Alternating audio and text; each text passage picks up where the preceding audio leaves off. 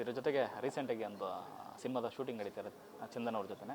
So ಅದರ climax day shoot ಸಂದರ್ಭದಲ್ಲಿ ಎಲ್ಲೋ ಒಂದು ಕಡೆ ಎಮೋಷ್ನಲಿಗೆ ನಿವಿ ಅವ್ರು ಕಣ್ಣೀರಾಗಿದ್ದಾರೆ. ಏನು ಕಾರಣಕ್ಕೆ?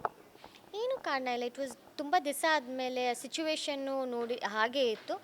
ಮೂವಿ ಸ್ಟೋರಿ ಲೈನ್ ಕೂಡ ಹಾಗೇ ಇತ್ತು. ತುಂಬ ದಿವಸ ಆದಮೇಲೆ ನೋಡಿದೆ. ಸೊ ಆ ಟೈಮಲ್ಲಿ ಆಗಿದ್ದಂಥ ಫೀಲಿಂಗ್ ಅಷ್ಟೇ. ಅದು ಹೇಳೋಕ್ಕಾಗಲ್ಲ ಏನಕ್ಕಾಯಿತು ಅಂತ ಕೇಳಿದ್ರೆ ತುಂಬ ಕಷ್ಟ ಆನ್ಸರ್ ಮಾಡೋದಕ್ಕೆ. ಚಂದನ್ ಅವ್ರು ಏನಾದ್ರು ಮಾತಾಡ್ತಾರೆ ಈಗಲೂ ಕಾಂಟ್ಯಾಕ್ಟಲ್ಲಿ? No contact. ಅವ್ರ ಸಾಂಗ್ ಕೇಳೋದಾಗಲಿ ಅಥವಾ ಸಿನಿಮಾ ಅಪ್ಡೇಟ್ಸ್ ಆ ಥರ ನೋಡೋದಾಗಲಿ ಏನಾದ್ರು? ಆ ಥರ ಎಲ್ಲ ನನಗೆ ಆನೆಸ್ಟ್ಲಿ ಅದೆಲ್ಲ ಅದ್ರ ಬಗ್ಗೆ ಐ ಥಿಂಕ್ ಒಂದ್ಸಲ ಮೂವ್ ಆನ್ ಆದಮೇಲೆ ಅಥವಾ ಇದು ಬಿದ್ಮೇಲೆ ನಾನು ಅದನ್ನು ಹೋಗ್ಬಿಟ್ಟು ಏನು ಮಾಡ್ತಿದ್ದಾರೆ ಅದು ಮಾಡ್ತಿದ್ದಾರೆ ಅಂತೆಲ್ಲ ಚೆಕ್ ಮಾಡೋಕ್ಕೆ ಹೋಗಲ್ಲ. ನನ್ನ ಲೈಫ್ ಆಯಿತು. ಅವರಷ್ಟೇ ಅಲ್ಲ, ನಾನು ಬೇರೆಯವ್ರದ್ದಾಗಿರಲಿ ನನಗೆ ಯಾರ ಬಗ್ಗೆ ಏನೂ ಗೊತ್ತಿಲ್ಲ ನನಗೆ. ಇನ್ಫ್ಯಾಕ್ಟ್ ಯಾರನ್ನ ಕೇಳಿದ್ರೆ ನಿಂಗೆ ಅವ್ರ ಬಗ್ಗೆ ಗೊತ್ತಾ, ಇವ್ರೇನು ಮಾಡ್ತಿದ್ದಾರೆ ಗೊತ್ತಾ, ನನಗೇನೂ ಗೊತ್ತಿಲ್ಲ. I am very bad at that.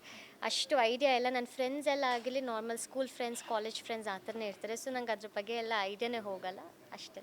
But ಎಲ್ಲೋ ಒಂದು ಕಡೆ